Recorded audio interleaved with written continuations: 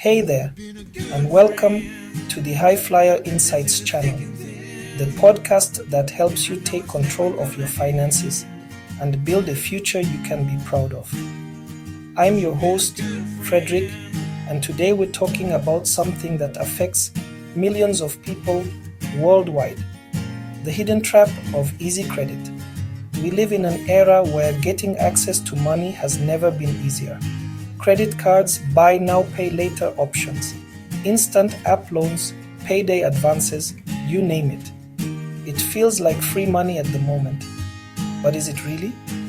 Today, we are going to break down why easy credit feels so tempting, the real cost of funding a lifestyle with borrowed money, how too much debt crushes your long-term goals, and most importantly, how to take back control and use credit the right way.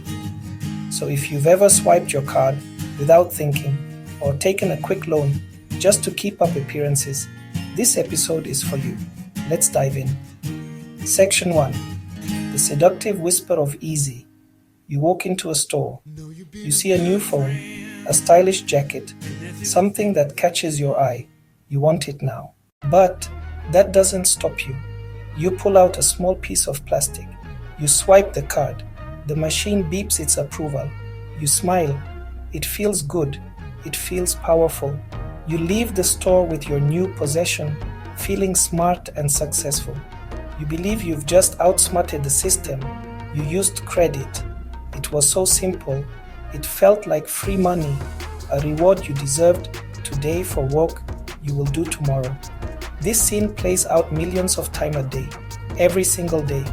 It happens in brightly lit shopping malls. It happens quietly on your phone screen as you scroll through an app late at night. It happens when a friendly email offers you a payday loan with just one click. The key word in all of this is easy. That single word is designed to make us feel safe, to lower our guard. It makes us feel like we are in control, when in reality, we are giving up control. We forget to pause and think about the future consequences. We forget that every dollar spent on a credit card is a debt someone, our future self, must eventually pay back. It arrives with a smile, offering convenience and instant gratification. It whispers that you deserve to have what you want right now without the inconvenient weight of saving, but it carefully hides its true cost. That cost is not found on the price tag of the item you just bought. It is buried in the fine print in the pages of terms and conditions you never read. The cost is in the future, measured in compound interest, late fees, crippling stress. The cost is in the lost opportunities and the dreams that get put on hold. That cost can be incredibly heavy. This is not a game. This is your financial life. The feeling of ease that credit provides is a temporary illusion, a fleeting moment of satisfaction that is quickly replaced by a long-term burden. The excitement of the purchase fades, but the monthly statement always arrives. It is time to pull back the curtain and see the system for what it is. A very profitable business that thrives when you stay in debt. It is time to understand the cost, not just in dollars and cents, but in the peace and freedom you are trading away. The good news is, you can change the dynamic. You can take back control. But it starts with acknowledging the truth. Easy credit is the most expensive money you will ever use. Section 2. Why your brain loves credit. Why does swiping a credit card feel so different, so much better than paying with cash? The answer lies in how your brain processes pain, reward. When you pay for something with physical cash, you experience a tangible loss. You literally see the money leave your hand and your wallet becomes lighter. Neuroscientists call this the pain of paying. This small sting of pain acts as a natural break. It forces you to pause to consider the purchase more carefully. You might ask yourself, is this item really worth $20? But when you swipe a credit card, that entire process is short-circuited. There is no immediate physical loss. No cash leaves your hand. Your wallet feels just as full as it did before. In that moment, your brain's reward centers light up. You get the thrill of the new item without the corresponding pain of the payment. Your brain registers the transaction as good. I got what I wanted. The responsibility for the payment is pushed off to a vague, distant character, your future self. You are, in effect, borrowing from a stranger who you will be forced to become later. This psychological trick is the foundation of the entire credit industry. They know that decoupling the pleasure of buying from the pain of paying leads to increased spending. You are much more likely to add that extra item to your cart, to upgrade to the more expensive model, to say yes to an impulse buy when you are not feeling the immediate financial impact. Credit cards transform a financial transaction into an abstract event. The numbers on a screen do not trigger the same emotional response as a shrinking pile of bills in your hand. Section 3. The hidden hooks of buy now, pay later. Just when you thought the temptation couldn't get any easier, a new player entered the game. Buy now, pay later services. These apps have exploded in popularity. They can be more insidious than traditional credit cards. They present as a helpful, modern way to manage your budget. Their marketing is brilliant.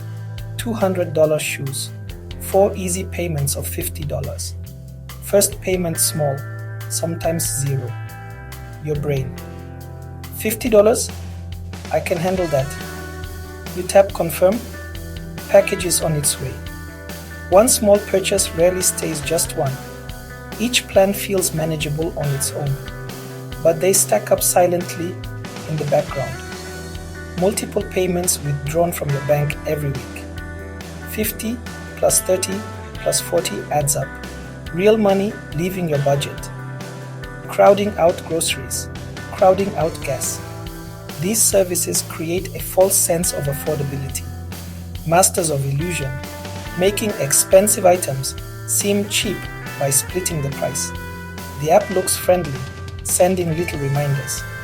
Unexpected expense, like a car repair.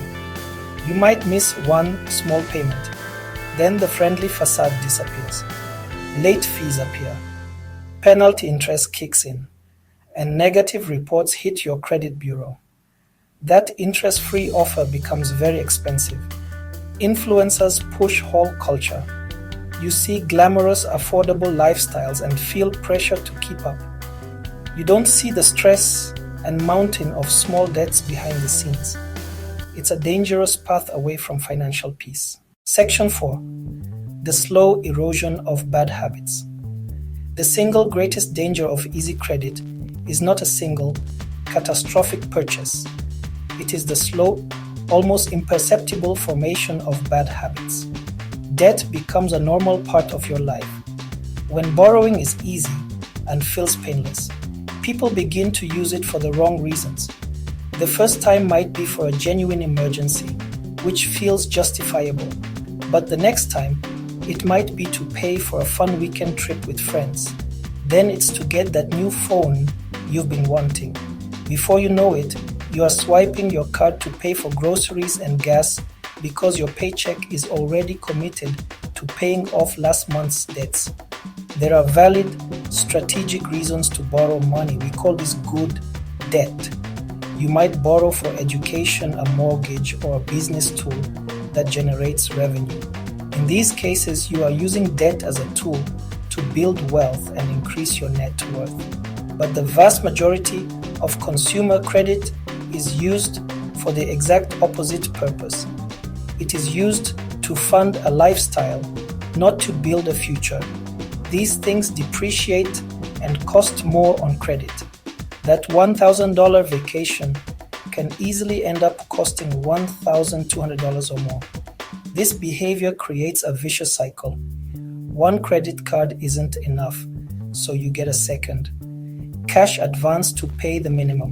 robbing Peter to pay Paul, a giant red flag. Debt is a thief. It doesn't break into your house and steal your television. It is much more subtle and far more destructive. It steals pieces of your life, slowly and quietly, over many years. First, it steals money directly from your monthly budget. Every dollar that you are forced to send to a credit card company is a dollar you cannot use for your present needs or your future dreams.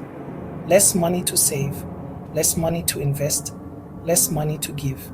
You start cutting back on small joys, coffee with a friend, family outings, because your income is already spoken for. Next, debt steals your opportunities. Your future begins to shrink. Saving for a house gets pushed further away. Starting your own business remains just an idea. You can't take a career risk. Monthly payments chain you to a job. You're running hard but getting nowhere because a significant portion of your effort pays for your past instead of building your future. Debt takes a toll on health and relationships, anxiety, sleepless nights, real health risks, arguments with your spouse, shame, isolation, even though millions are in the same boat. Finally, a heavy debt load destroys your credit score. The tool that felt empowering turns against you denials or sky-high rates, making the important things far more expensive. You will pay thousands more for the same car or house. The easy credit used for small pleasures now makes life's essentials harder to obtain. The good news is that you can change your relationship with debt. You can transform it from a master into a tool. Credit itself is not inherently evil. A hammer isn't evil. You can use a hammer to build a house or to smash your thumb. It's all about how you use it. To use credit wisely, you need a set of clear, simple rules. They require discipline. The first and most important rule is this: use credit only for growth, not for comfort. Before you ever consider taking on debt, ask, will this purchase help me earn more money or build my net worth in the future? Be brutally honest. If the answer is a definite yes, credit might make strategic sense. A reliable vehicle for a better job, a degree that raises lifetime earnings, a revenue-generating tool. If the item is for comfort, convenience, or entertainment, the answer is no. These do not help you earn more or build wealth. They depreciate. Going into debt for these things is like paying extra for something guaranteed to be worthless tomorrow. It's a losing proposition.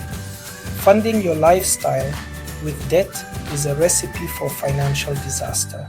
This rule forces a mindset shift from, can I afford the monthly payment, to, is this a wise investment? The first path leads to stress, the second to wealth building. Think like a business owner. Apply this single rule, and you eliminate the vast majority of debt problems by drawing a bright line between tool and trap. And once you have determined that a potential debt is for growth, follow the second rule. Borrow only what you can repay comfortably and quickly. The word comfortably is key. If payments make your budget tight, force cutbacks on necessities, or create constant anxiety, the loan is too big. You are over-leveraging and adding unnecessary risk. A comfortable payment is easy to make, while you still save and handle small surprises. For smaller growth purchases, plan to pay them off within a few months. For larger investments, like a home, choose the shortest loan term you can afford. 15-year mortgage, not 30. The longer you stay in debt, the more interest you pay and the more risk you carry. Never fall for low monthly payments stretched over time. That's a trick to extract more interest. Rule 3. Master the art of delayed gratification. In an instant world, this is a forgotten skill. If you truly want a comfort item, save and pay cash. Saving trains discipline, forces you to wait, and lets the impulse fade. When you do buy with saved cash, it feels different. Not a fleeting buzz, but pride and ownership. You own it. It doesn't own you. No monthly payments hanging overhead. No interest stealing from your future. Saving teaches intention and value. It's a foundational habit of successful people. Master delay, master your money. Yeah, master delay. Many people fall into the debt trap not because of a shopping spree, but because life happens. Without savings, the only option is to swipe a card. This is why the fourth rule is critical. Build a small emergency fund. This is not retirement or a house fund. It's a buffer for one purpose: protect you from small emergencies. Your first goal: save $1,000 as quickly as you can. Sell things, pick up extra hours, cut spending to the bone, do whatever it takes to get that first $1,000. That small amount covers most minor crises that otherwise send you to a card. Next goal: 3 to 6 months of essentials. It gives breathing room, even through a job loss. The fifth and final rule: track your spending. You have to know where your money is going. This is non-negotiable. You cannot manage what you do not measure. Many people get paid, pay some bills, buy some things, and then it's gone. Tracking is like turning on a light in a dark room. It reveals the truth. Use a notebook, a spreadsheet, or an app. The tool matters less than the habit. Before the month begins, create a written budget. Give every dollar a name and a job: housing, food, transportation, debt repayment, saving. Track against the plan and you'll see leaks, daily coffees, takeout lunches. When you catch yourself using credit to fill a gap, stop, reassess, change course. Tracking gives you data for intentional decisions. If you are reading this and feeling the weight of debt, feeling like you are trapped, I want you to know there is a way out. The journey to freedom starts with a few simple, powerful steps. First, get everything out in the open. Stop avoiding it. Take out a blank sheet or open a document. List every single debt you have, except your mortgage, credit cards, car loan, student loans, personal loans, medical bills. Next to each, write the total and the current interest rate. Looking may feel scary. That's okay. This is the moment of truth. You are no longer hiding. You are facing reality, where real change begins. Now you need a plan to attack this debt. There are two popular and effective methods. Debt snowball. Keep minimums on all and throw every extra dollar at the smallest balance. When it's paid, roll that payment to the next smallest. Quick wins fuel momentum. Debt avalanche. Focus on the highest interest rate first. Mathematically, it saves the most interest. Choose the method you will stick with. For most snowballs, quick wins. Keep them in the fight. Fund your method from your budget. Cut expenses to free cash. It's a season of intensity. No restaurant meals, no vacations, no new clothes. Temporary sacrifice, permanent change. Change does not happen by thinking about it. Change happens by doing. It begins with small, decisive actions that build momentum over time. So, I am giving you a challenge for this week. It will require honesty and intention. Find your last 2 bank statements. Find your credit card statements. Sit down with the highlighter. Go line by line and highlight every subscription and automatic payment.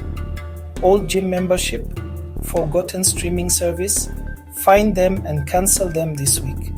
Next, highlight every purchase for convenience or entertainment, takeout, online shopping, daily coffee. Seeing it in yellow is a wake-up call. For every debt payment, ask, did I take on this debt for growth or for comfort? Look at your car loan, your card balances. Be honest. No shame here, only truth. Write it down. Acknowledge the patterns. This clarity is the foundation of your new financial house. Choose your method. snowball or avalanche. Then decide how much extra you can put toward your first debt this month. It doesn't matter if it's $20 or $200. The act of starting is what matters. Put it on your calendar and make that extra payment. If you do these 3 things this week, you will have seized the steering wheel of your financial life. True freedom is not having everything you want. It is being in control of where your money goes. You decide. That is the ultimate power. You can do this. Be kind to yourself, but be firm with your money. Your future self will thank you. If this episode was an eye-opener, share it with someone you care about. Let's help each other make smarter money moves. Until next time, stay smart, stay disciplined, and stay financially free.